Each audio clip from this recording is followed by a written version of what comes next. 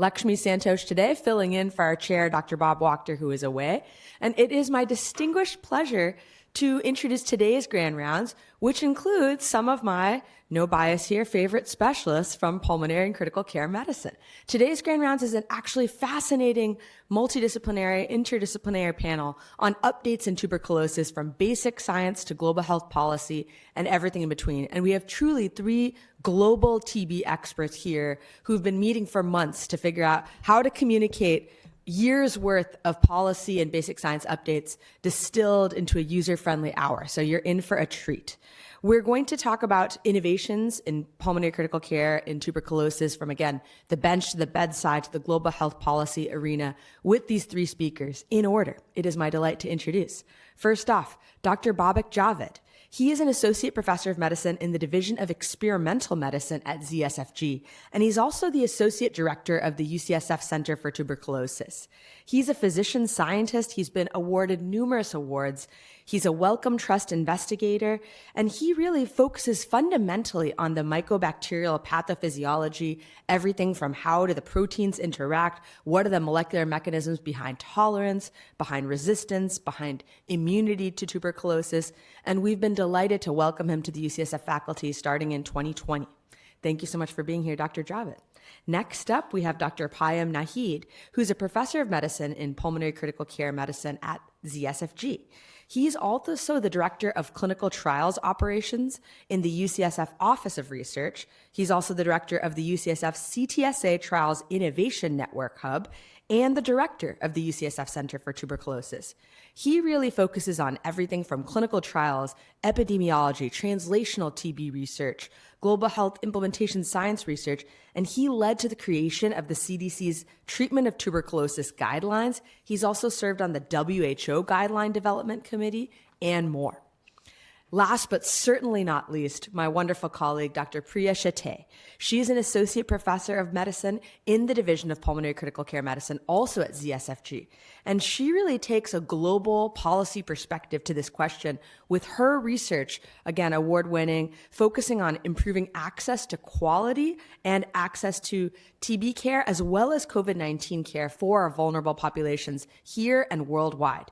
She worked with the global TB program at the WHO, has spent time in Geneva, and she's served as the public health advisor to USAID, as well as the team lead for the California Department of Public Health to look at modeling and analytics, not just for TB, but also for the COVID-19 response. So it is my distinct pleasure to introduce these three wonderful guests. We're in for a lot of learning. Thank you so much.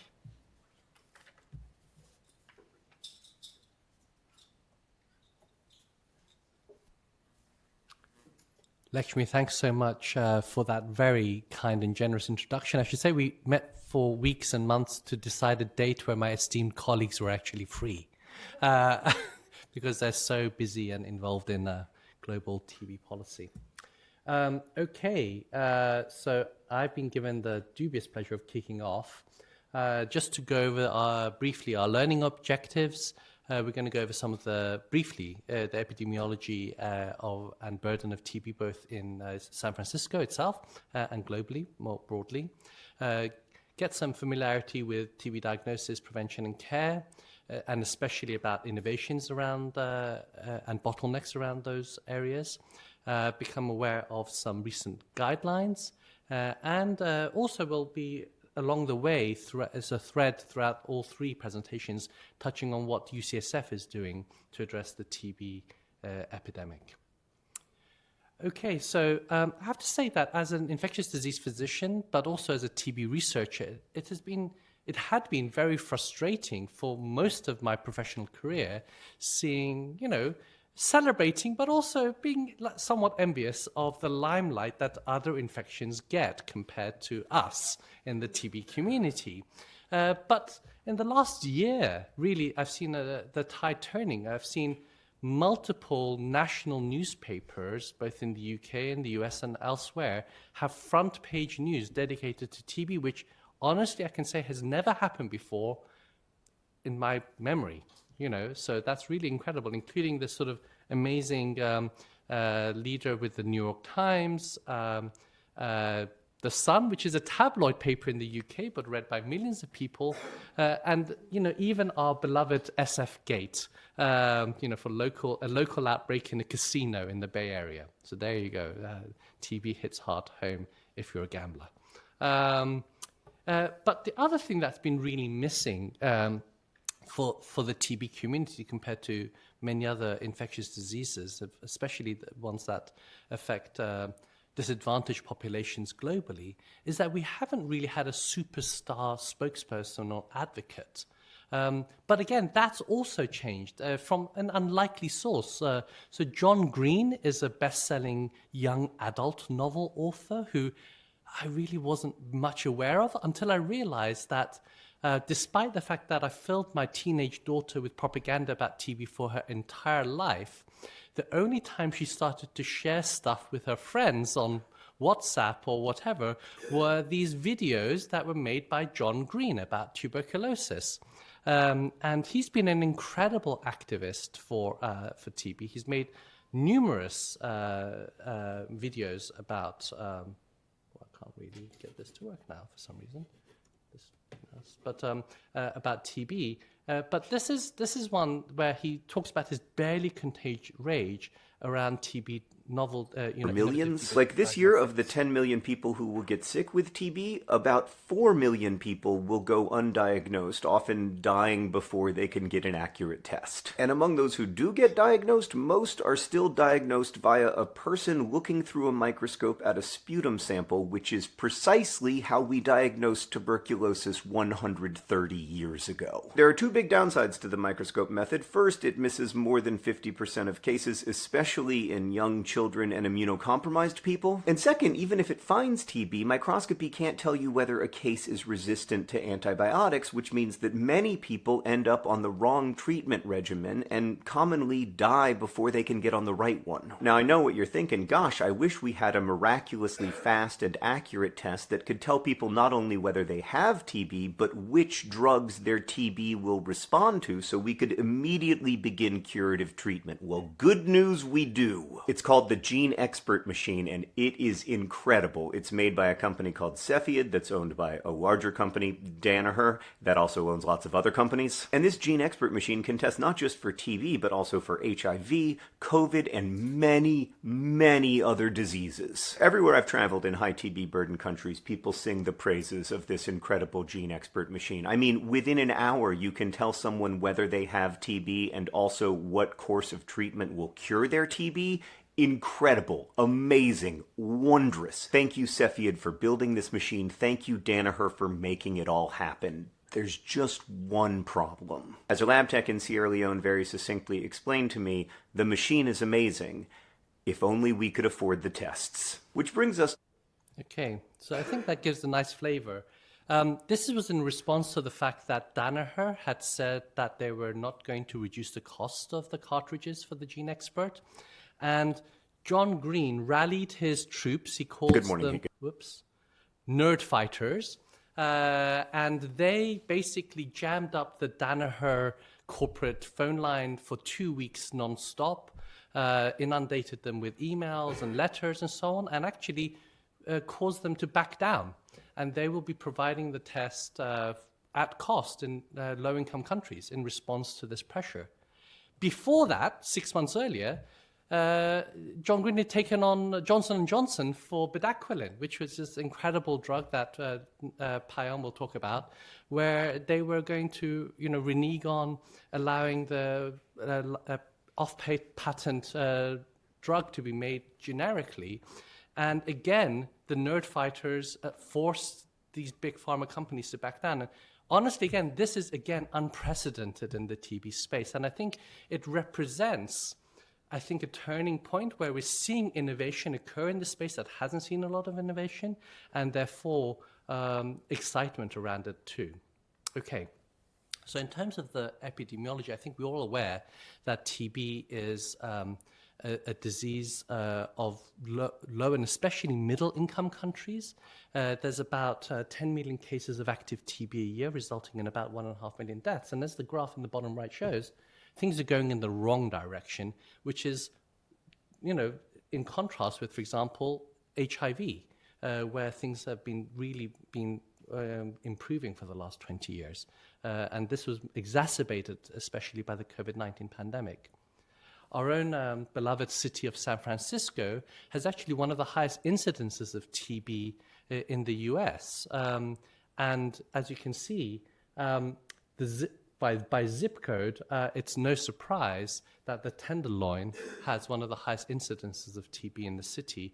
And within our own community in San Francisco, TB is a disease of immigration or poverty, or both. Okay, so there is good news, and we'll go on to that, but also, have to be honest that there are bottlenecks in TB. As John Green mentioned, around 40% of cases of TB, active TB every year, go undiagnosed, especially in children, which is a really underserved population. We still take months to treat TB, at least typically 6 to 12 months for even drug-sensitive TB, and we still don't have a vaccine that prevents transmission of the disease. And, this represents lack of innovation in all three of these key areas. As mentioned, most cases globally are still diagnosed by the sputum smear, which is a 100-year-old technology. The drug-sensitive TB regimen is the same one that was developed by the British Medical Research Council in the 1970s. And we're still using BCG, US accepted, which is the oldest vaccine currently in use. It was developed over 100 years ago. And why are we, still, basically using 50 to 120-year-old technology for this devastating disease? Well, it's partly because of scientific bottlenecks. I've listed some what I call known unknowns that bottlenecks that we identified. In fact, there's a bunch of unknown unknowns as well, but we're not going to have time to get into those. But in terms of diagnosis, despite the wonderful gene expert still has limitations, and we'll touch on those briefly. But we really lack biomarkers with the required sensitivity and specificity, especially for near-patient testing. That's really required for this disease, which is not, which is going to be, is mostly in, underserved populations. The long treatment time of TB is partly because we don't know how to shorten it. We can't rationally design a regimen to shorten TB treatment because we don't know why it takes so long to kill TB. And in terms of a vaccine that prevents transmission, unlike many viral infections, in fact, some bacterial infections such as pneumococcal pneumonia, there are absolutely no known correlates of immunity for prevention of TB. We don't have a single correlate. And that has really stymied progress in this regard. Okay, so with regards to diagnostics and innovation that's occurred in this space, I'm going to touch on some of the work that's been led by UCSF, but in partnership with many partners around the world. And, UCSF has really been remarkable in attracting a lot of both funding from diverse sources, but partnerships with both industry and basic and translational scientists. And this is just some of the funding that's supported this work. And what's really extraordinary about this, for example, R2D2 network for novel diagnostics, is that it incorporates diagnostics that take on phage-based PCR, AI interpretation of cough sounds or chest x-rays, through to rapid near-patient tests of patient's urine, without needing recourse for sputum or blood sampling, for example. And although many of these tests ultimately are not going to pass the grade, we're confident that some of them will. And beyond the UCSF space, you can see that there's this incredible richness in the diagnostics pipeline, which again is unprecedented, in recent or any time, honestly, and incorporates molecular diagnostics, antigen tests, drug susceptibility baked into diagnosis, incorporation of digital tools, and so on. So I think there's a lot to be optimistic about, and I'm sure that some of these tests will become, validated for clinical use in the very near future. Okay. Why does it take so long to cure TB? Well, this is something that my own lab is interested in. And part of the reason is that even drug-sensitive TB is not killed effectively by antibiotics. Unlike other bacterial pneumonias, which can be cured within 5 days of a single antibiotic course, drug-sensitive TB takes multi-drugs over multiple months. And classically, this is thought to be due to non-replicating persisters, which occur in all bacterial infections. But more recent work has shown that there are many mechanisms of antibiotic failure. There's little evidence that actually persisters are the ones that are most physiologically relevant in TB. This was a really beautiful study that was actually published in Science earlier this year by colleagues at Harvard, where they described a completely novel form of antibiotic failure, which they termed antibiotic resilience, where there's reduced lag time following antibiotic exposure in terms of the post-antibiotic effect. And this was incorporating genome-wide studies. They interrogated 50,000 genomes of clinical TB isolates, along with cutting-edge imaging tools and other technologies. It was really beautiful work. I'm a little bit biased because my former graduate student was one of the co-first authors, but it was a beautiful piece of work. Actually, that graduate student had started the way along, looking at another form of antibiotic tolerance from my lab, where we're looking at not non-replicating persisters, but actually growing tolerant bacteria. And you can see, for example, that these bacteria grow in the presence of bactericidal concentrations of rifampin, and the population that exhibits this phenotype increases with the onset of treatment in patients. And that there's this remarkable 3 orders of magnitude variation in the amount of subpopulation of bacteria that are not killed effectively by TB drugs, which shows that, studying just lab strains isn't going to be enough to be able to tackle this problem. Why don't we have an effective TB vaccine? Well, the field was really excited about 15 years ago when the first late-stage clinical trial of a novel TB vaccine candidate since BCG was performed. And unfortunately, it had 0% efficacy. This was a prime boost of BCG, followed by a modified vaccinia ankyrovirus expressing an immunodominant antigen. And it did what it was meant to do. It elicited potent CD4 positive antigen-specific T-cell responses secreting interferon gamma, but it just didn't work. But honestly, this was also a rallying cry that we need to increase our scientific innovation to ask the questions that people had assumed we already knew the answer to in terms of, what does constitute protective immunity to TB? And in fact, that's, what prompted me, the failure of that trial was prompted me to enter the fray in this regard. One of the lessons we learned from the failure of the MVA-85 trial is that you've got to embed discovery science within clinical trials, because then even a failed trial will allow you to make discoveries that will help move the field forward. And I think that that's been an incredible learning opportunity for the field, because given the lack of correlates of immunity, every time you want to test a vaccine candidate for efficacy, you need to stump up hundreds of millions of dollars to do an efficacy trial. And obviously that's not sustainable for 20 or 30 or 40 candidates. Okay, so, there's work that, for example, at UCSF, we're doing with, the Suleiman and Derisi labs and my lab. We're interested in using agnostic approaches. We're trying to learn from natural immunity, but then improve on it, because obviously people are susceptible to TB despite showing evidence of immunity. And for example, the Ernst lab is interested in disease-tolerizing vaccines that can not necessarily prevent infection, but prevent disease. And then, of course, by learning from this natural immunity, we can also find novel adjunct therapies with regards to host-directed therapy. And colleagues such as John Budzik and Sarah Suleiman, as well as my lab, are working in that area. And I want to just end on a hopeful note. So some of you will be aware of the seminal trial that honestly, after years of failure, caught the field a little bit by surprise. It was a GSK-initiated vaccine called M72, which, unlike the former trial, you can see the curves clearly diverging here, showed 50% efficacy. 50% is not where we want to be, but it was really exciting. This was a phase 2b trial.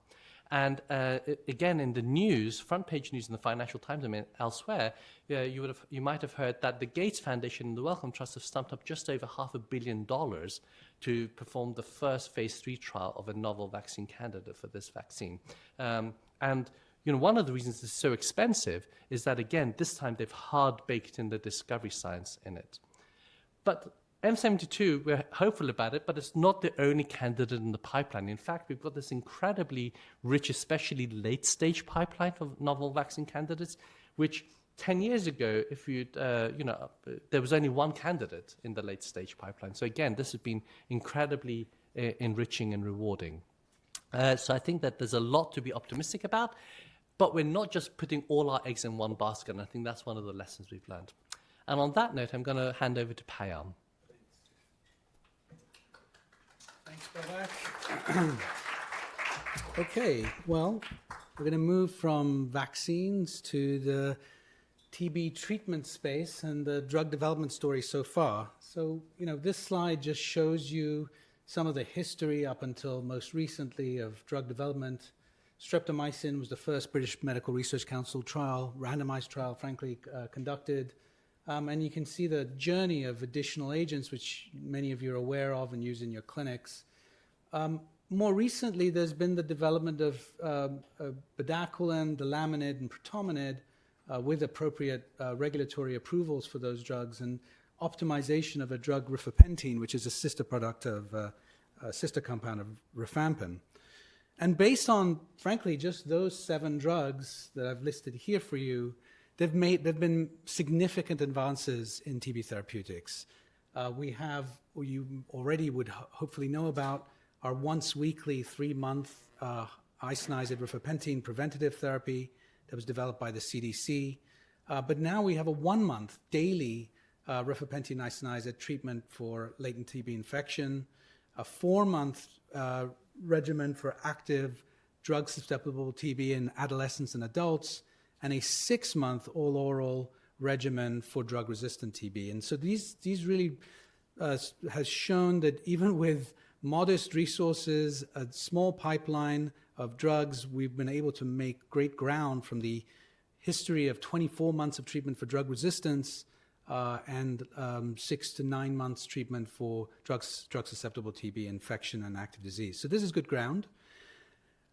We're delighted that these have resulted in endorsements within guidelines, international global guidelines. The WHO has endorsed the 4-month HPZM regimen, which is a trial that UCSF played a leading role in, conducted by the CDC TB Trials Consortium and the NIH AIDS Clinical Trials Group. In the drug resistance space, WHO has endorsed the 6-month all-oral regimens, BPAL and BPAL-M. And in so far as preventative therapy, the 1-HP regimen, daily 1-HP regimen has been endorsed by WHO, as well as the DHHS prevention of comorbidities guidelines in the US. And I'll say that these are obviously WHO guidelines, but the US is also adopting these, and the forthcoming in 2024 will be new CDC society guidelines endorsing these regimens for use. I will join, I think. Sounds like a good option. I think that's the best choice here. The recording is working perfectly, so we will send that out to the I'm not sure how to join.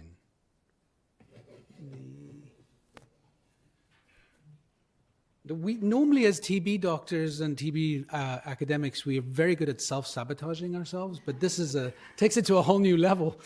For those who are online, if there is anyone left online, we're having technical issues. Okay, we're back. Okay, good.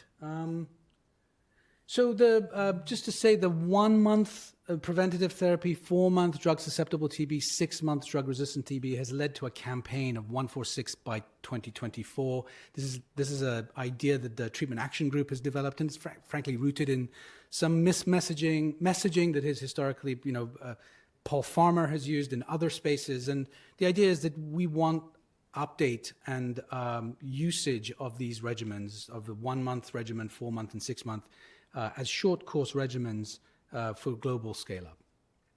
But that's what we were able to do with 3 new drugs and some repurposing of older drugs. The future looks even brighter. This is the 2023 drug pipeline for TB. This is the richest it's ever been, from lead through to early stage and then into phase 1, 2, and 3. And really now having multiple areas of attack against the organism to allow us to build a rational regimen that gets us to shorter regimens that Babak was describing. And one of the things that we have to then take advantage of by virtue of having this array of new options is innovations in our trial methodologies, because we cannot be developing one regimen every 50 years. We've got much more in front of us. And so this has led to a next generation of TB trial designs, for which, frankly, UCSF faculty are leaders in. And I'm going to just feature a couple of them just to show you how the field is adapting and progressing.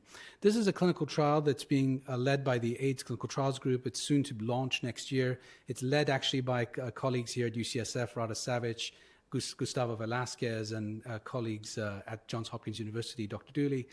And what's wonderful about this, it's a platform adaptive dose ranging trial. It has a kind of a backbone of the bedaquiline and protomanid that we know is effective, and then this design allows us to assess different oxazolidones and add an additional 4th drug, and in future iterations optimize the diroquinolone, which is the bedaquiline part, for ones that are even more potent, even more safe. And so this is a mechanism of ranking regimens and making the best choices to go from phase 2 to phase 3. It's a clever way of de-risking those decisions you make into going into large phase 3 trials, which are expensive, and when you fail them, it really hurts. So this is one example of how that work is being developed. Another one is a European consortium for which UCSF is also a partner, called UNITE-TB, funded by the IMI, and this should not be automated or animated, so let me just move on here. But this is unprecedented too. This is a seamless phase 2B to C study design, a design that's actually been led and developed by Patrick Phillips here at UCSF, among other collaborators internationally. And in this design, there's 10 experimental regimens that combine various new agents against standard controls, first to identify the most potent, and then transition the most potent from phase 2B to a phase 2C duration ranging study. The duration ranging study allows us to then determine what's the optimal duration for that treatment, rather than guessing. A third area of innovation is, again, UCSF has played a leading role in, is we've come to appreciate much more so than before that TB disease is a spectrum of disease, and observed data for contemporary trials have reaffirmed this. And there's frankly a minority of patients with TB, active disease, that have a hard-to-treat phenotype. And we're, in fact, over-treating 75% or more of our patients in pursuit of assuring cure in a minority of higher risk, those at high risk of poor outcomes. And this is work that's led by Radha Savage's lab in the School of Pharmacy here at UCSF.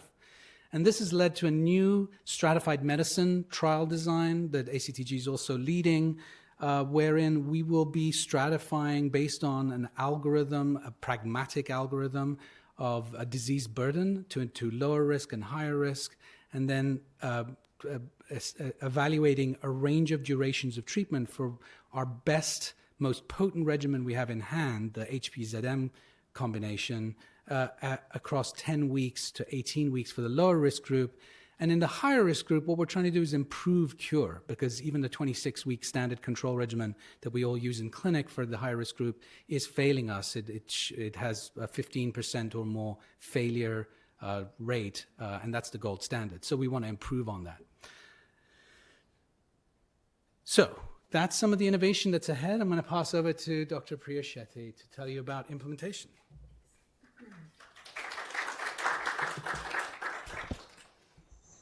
Okay, so my role in this talk is to kind of level set again back to the bedside a bit and to programs that many of us are used to trying to implement. And this comes from a perspective as an implementation scientist. So I am in awe of all of the many innovations in diagnostics, vaccine development, and in therapeutics that have come in the last, 5 to 10 years. But despite these novel advancements, implementation and uptake is really an essential barrier to achieving the outcomes for the people most affected.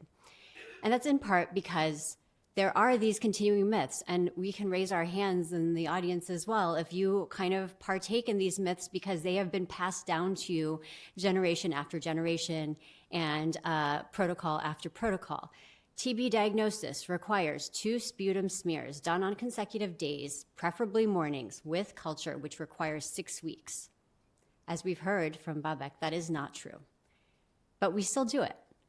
Treatment for TB requires at least 6 months of a 4-drug regimen that is pretty toxic, followed during that time. But if there is drug resistance, which you might not know until much later, it might require an additional 18 to 24 months of therapy, including with probably an injectable super toxic drug. Yeah, people still do this. They still believe this is the gold standard. It's not true. Finally, directly observed therapy, where we make people, and in some ways infantilize them, to come to a clinic far away from their home and their lives at their own personal cost, to let someone else watch them take a few pills, is a required strategy for providing high-quality tuberculosis care.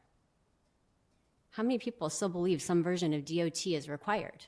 A lot of people. These are myths that really impede our ability to scale up these novel interventions and diagnostics, vaccines, potentially, and therapeutics. And so my version of this talk is to talk a little bit about why that is. So I'll first start by saying that some of the statistics that Babak started the talk with, 10 million people will have incident tuberculosis every year. Half of them will be missed in terms of diagnosis. Of those that do have TB, in any given year, somewhere between 1 million to 1.5 million will die of this preventable, curable disease, et cetera. And that children and other vulnerable populations are undertreated in this space. Those are quality gaps. We have tools, right? And so I would just offer 2 observations historically. One is that even with these tools, the tools we've had available, GeneXpert's been available since what, 2006, 2004, something like that. We haven't made many strides in this cascade of care. And so cascades of care are an implementation science tool used to identify performance gaps and to translate the kind of needed delivery of healthcare services into what's actually happening and to identify where those gaps exist so that we could kind of come up with strategies to address those. On the, let's see, what side is this? Left, right, left. You see standard cascade of care, in this case for India, done by colleagues of ours in Boston. Ramnath Subramanian, the first author, trained here with us at UCSF. And what you see is huge attrition in the cascade of care, right? People fall off. They don't even make it to diagnosis. Something more close to home, on the far right, you see a cascade of care presented slightly differently of latent TB infection-related care. That's what those of us who practice locally see, right? And there again, we see we're not screening the right people and we're not even testing them. And the highest risk individuals are actually in our community, those who are born outside of the US. Of course, HIV-related TB prevention is a guideline. Of course, for immunocompromised prior to starting immunosuppressants. But really the biggest risk factor is if you were born outside of the US. And you can see we're failing miserably in providing quality care. So my first observation is that even in the face of existing innovations that work, or interventions that work, we provide poor care. The second observation I'd like to make is that even with only streptomycin and sputum smear microscopy. Countries that have high income got rid of TB, right? We don't care as much about TB here or in Western Europe, right, or in Australia because we don't see it. But why don't we see it? We don't have the same tools. We don't have a vaccine, et cetera. And so I'll posit that because we failed to kind of deliver person-centered care in those kind of more challenging service delivery environments, we've neglected to make the same strides as high-income countries. I will say that these cascades have been elaborated in more detail. Andrew Kirchhoff here in the Division of Global Health, HIV, and Infectious Diseases, as well as other colleagues, has started synthesizing these care cascades to identify ways in which we can use these performance gaps and link them to outcome gaps, create these modifiable targets, and that we can do all of this using routinely available data, which is essential for monitoring of our progress. So I'm gonna, let me make sure I'm in the right place. Yeah, okay. So now I'm gonna talk about some policy level things that have come about and how implementation really could be enhanced. So we'll start with the domestic TB space, and this is a study that I lead with Matt Muriel also, who is in the Division of Hospital Medicine. It demonstrates how implementation research can change policy. So as I said, immigrants are the highest risk group for TB in the US and in most low burden, high income settings. Over half of individuals who are diagnosed with TB are hospitalized. So this is a high burden disease for those who have it, right? And almost 1 in 10 of them will die in the US. 1 in 5 of those diagnosed with tuberculosis, these so-called survivors, end up dying in 5 years. And 75% of those who have TB in the US are immigrants. And often these are minoritized and marginalized groups. We have a policy in place. What you see highlighted here is the USPSTF, so the US Preventative Services Task Force, recommendation on asymptomatic screening for adults at increased risk of TB. And that's a grade B, which is actually a pretty solid grade. It means that in the setting of primary care, I empower you and the USPSTF services, they empower us all to screen high-risk individuals, including those who are not US born, especially those who are not US born, for TB, with preferably a blood test called IGRA. Unfortunately, we do a terrible job. So now we have a policy we're supposed to be implementing, we have these tools, we have the test. How do we do? So this is a study we've conducted looking at TB prevention in primary care, and look at that drop-off. It is astounding, isn't it? That 68% of eligible people did not have a documented test on record. This is only amongst non-US born. Of those that were tested, 34% had a positive test somewhere on record. 19% of those with positive tests were known to have been ever prescribed treatment only, and 76% of those who started treatment completed it. So if we get them to treatment, these myths around people not being able to do it seem false, but we don't get them there. One of the many barriers to this we have found in our research is policy level barrier, which is that the Center for Medicare Services does not currently include asymptomatic TB screening in its list of covered preventive services. So here we have a major policy gap. We have recommendations from the CDC and USPSTF. We have a tool to do this. We have a setting in which to do this, primary care. And yet the major kind of payer in this situation doesn't cover this care. So what did we do? We just said, oh, bummer. Let's move on to, I don't know, a new infectious disease. Babak always wants us to move to a new infectious disease, right? But instead, we've created policy memos and advocacy tools using our research as the backbone. And the center has kind of led the way in doing this with all of the partners that you see below, including those community-based organizations that represent the most underserved of these populations. And we recommend integration of LTBI screening within preventative services. It helps create checklists for FQHCs where most of these people seek care. It can facilitate reimbursement and actually support scaling up of this really life-saving and high-burden disease. Similarly, on the global side, a lot of the work that our group has done, and certainly others in the Center for TB has done, has informed global health policy, including this year's United Nations high-level meeting in 2023, which set new kind of aggressive, but rightfully so, targets for 90% of people globally with TB to be able to not just be diagnosed, right, but to be provided quality diagnostics, similar to the ones that Babak has mentioned, and John Green. That 45 million people obtain quality treatment. And here I think the innovation is not just saying treatment or be treated, but we're talking about quality. And when you see the word quality, I really hope that we all take away this idea of integrating implementation research into all of our kind of more esoteric study designs. That 90% of at-risk individuals receive preventive care, and I'm sad to tell you that in the United States, we don't come anywhere near doing that among our own high-risk populations. And then I've highlighted the bottom one because it's near and dear to my heart and an area that the center is really leading in globally, which is that 100% of affected individuals receive appropriate social benefits packages.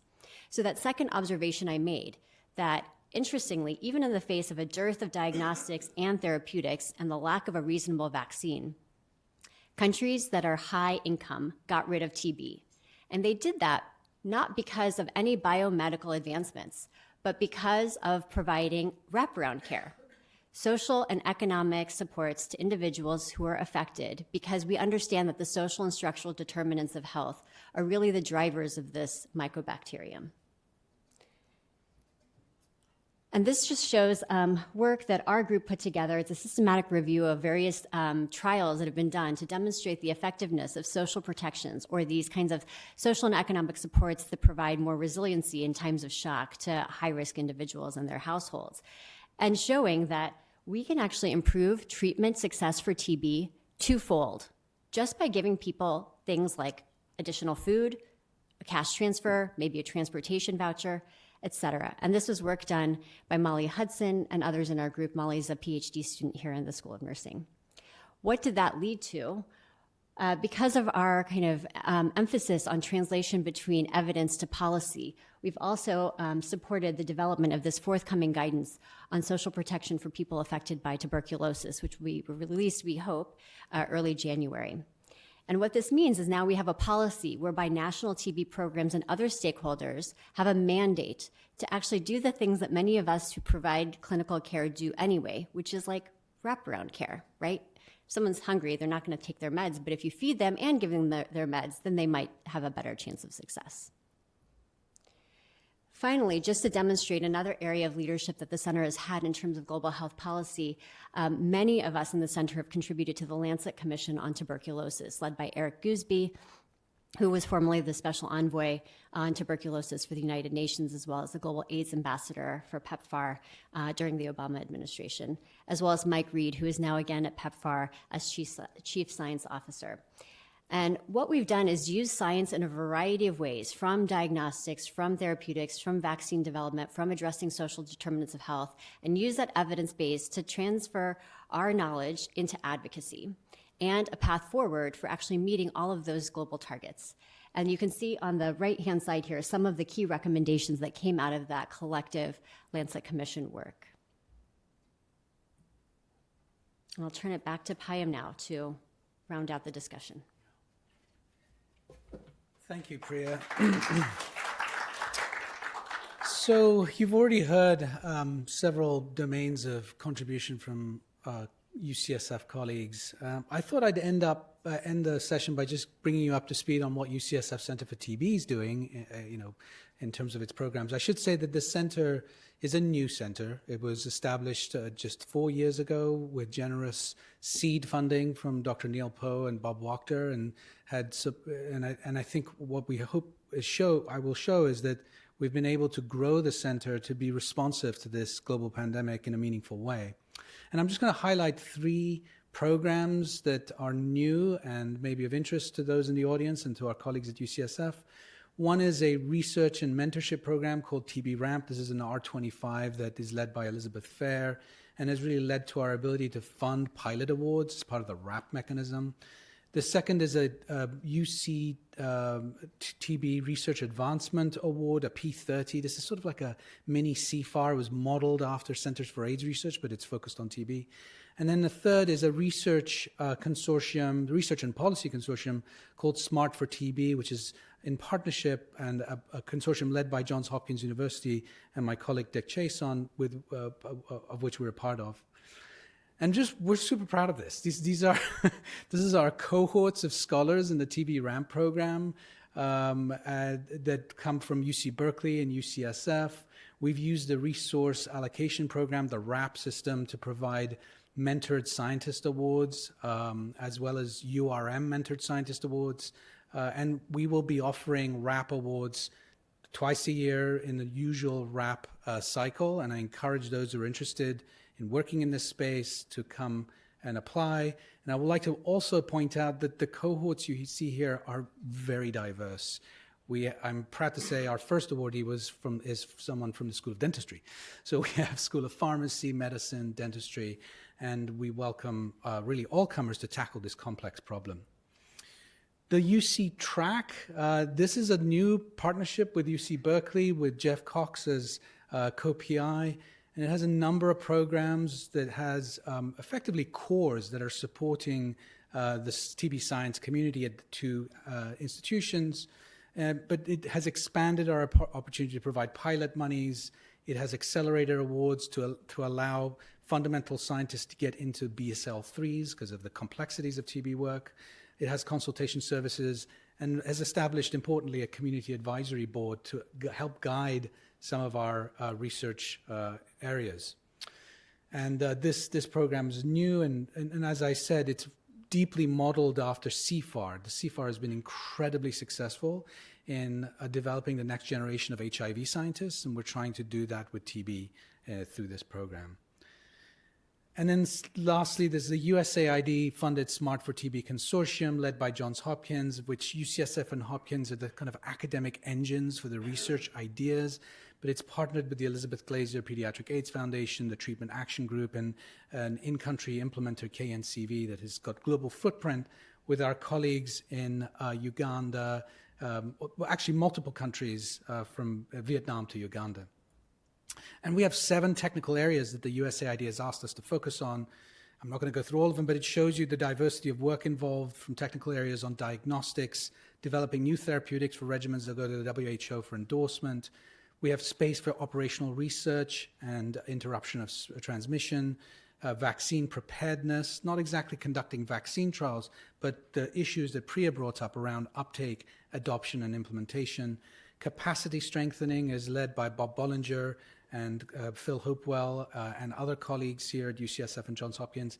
And importantly, translating research findings into policy is embedded into the program. And so for me, this is an incredibly innovative consortium and funding from the USAID that is encapsulating multiple domains into one program, and by virtue of that, hopefully accelerating progress. And these are the country sites and where we'll be implementing Smart for TB activities. And I just show these to you to hopefully inspire you and excite those of you who are early stage investigators to come to us and work with us. We need as much help as we can get to tackle this ongoing pandemic. So in conclusion, TB is, as you've heard, preventable and curable, but it still remains the #1 infectious killer globally from a single pathogen. We showed you that there have been recent advances in diagnostics and therapeutics, and this does represent a step forward in innovation. However, funding is a significant challenge. There's less than 50% of what is estimated to be needed to address the pandemic, and the investments lag really those that have been made in other infections, HIV and COVID as examples. There are newer tools that are providing better options for patient-centered care, newer therapeutics, newer diagnostics, but adoption and implementation lags, and it's an area of research that we hope to have an impact on. And then lastly, as Babak pointed out, a lot really remains unknown about just fundamental TB pathophysiology, the host pathogen interactions, and these are the aspects that really impaired our progress in all domains, especially in identifying an effective vaccine, which you can imagine if we find the mRNA equivalent vaccine for TB, all three of us will be out of a job and the center can shut down. So thank you very much for your attention. We've really enjoyed presenting to you, a very wide spectrum of activities in TB, and we welcome any questions you have. Thank you.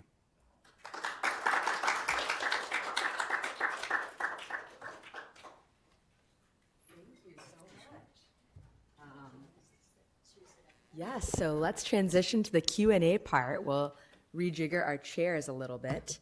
And we have some questions from the over 115 people who have tuned in online and stuck with it. So a couple of questions already from the audience, and I'll turn the mic over to you all. We have Dr. Lawrence Wong asking, what do you all think about post-TB lung disease and chronic lung disease? You talked about the novel approaches with, drug development, vaccine development, implementation, but how do we deal with the global sequela of the burden of TB? Would you like to start? You can talk about it first, Priya. No, thanks, Lawrence. Where are you? You should be answering your own question. Yes, I think that's an understudied and underutilized approach to estimating the true burden of the disease, and only now kind of we're at the tip of the iceberg with it. So a couple of things come to mind. One, in terms of the kind of long-term respiratory consequences and the effect that those have on productivity, development if it's a child or an adolescent who's been affected, and those sorts of things, and the intersection of that with other diseases, including other non-communicable diseases that are increasing in prevalence around the world related to climate change and air pollution. So I think that we're starting to embed additional studies within many of these ongoing research projects to collect data on that, because right now we don't actually know the true burden. We think we know the tip of it, but not much, and we're increasingly seeing the intersection and syndemics, not just the TB HIV syndemic, but syndemics related to non-communicable diseases as well. Yeah, I just wanted to add that, from a basic science perspective, this was one of my unknown unknowns. It was in the early iteration of the slide, but I didn't even know what the bottleneck was. It's so understudied and underfunded, and I think that absolutely we know some of the contributors, but in terms of how we can even tackle post-TB sequelae, I think it's a real, it's going to become, as we get better at curing TB, we'll have to really shift focus as to how to, deal with people who are survivors, essentially.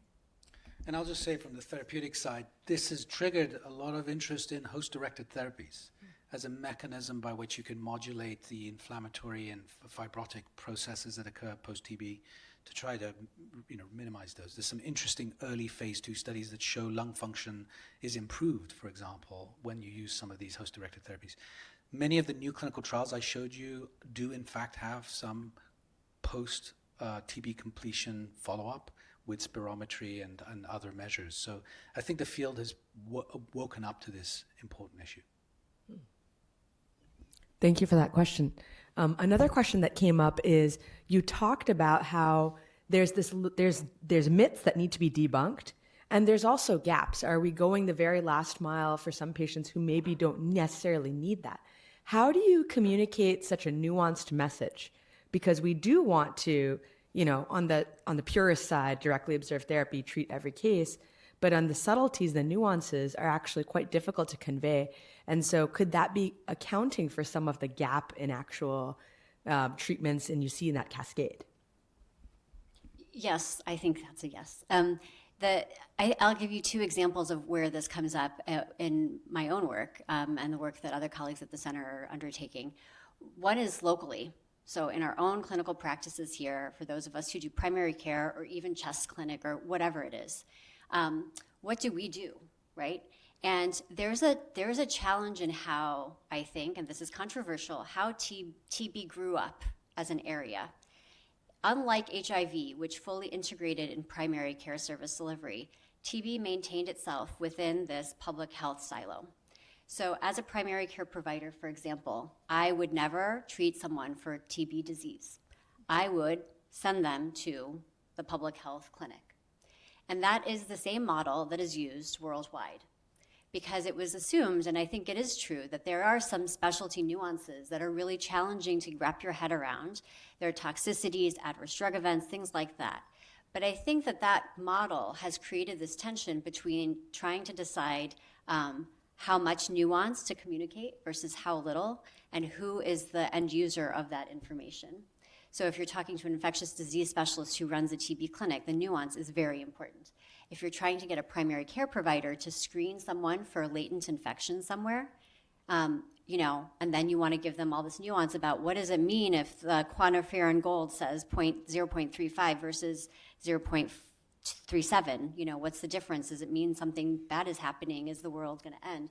Those levels of nuance are really challenging to communicate. But I think at the core, part of that issue is where we have collectively positioned TB. And I do think that that is now evolving as we have novel therapeutics and drugs. And on that note, another audience question writes, you know, I'm volunteering. This person says that they're volunteering at a free clinic. Large population of people have immigrated from other countries. Should I screen asymptomatic patients? And if so, what are the best screening tests available?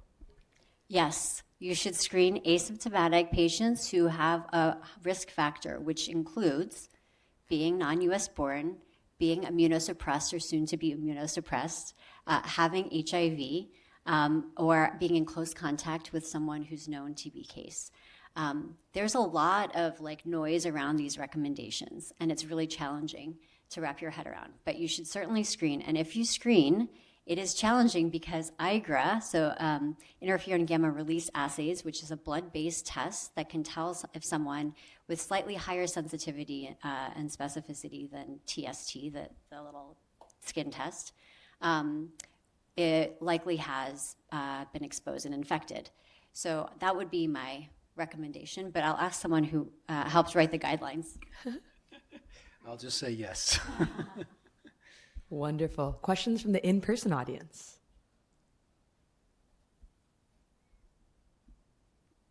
Did you have a question? No. Another question that came up is, I think you highlighted so well about how social determinants of health are key in TB care and really in all infectious diseases.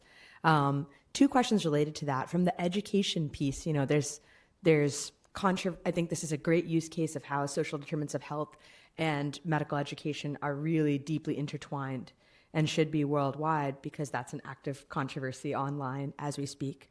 And a follow-up question to that is, we're fresh off the fellowship match. Congratulations to all UCSF medicine residents who matched in fellowships yesterday. And while our infectious disease fellowship matched outstandingly well, around the country, ID programs remained unfilled, and this has been a persistent problem. So how do you think about the infectious disease workforce with the biggest #1 ID killer worldwide?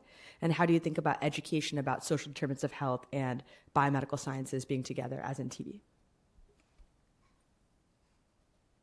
I'm not sure I could answer any of those questions. Those are the easy, the low-hanging fruit questions.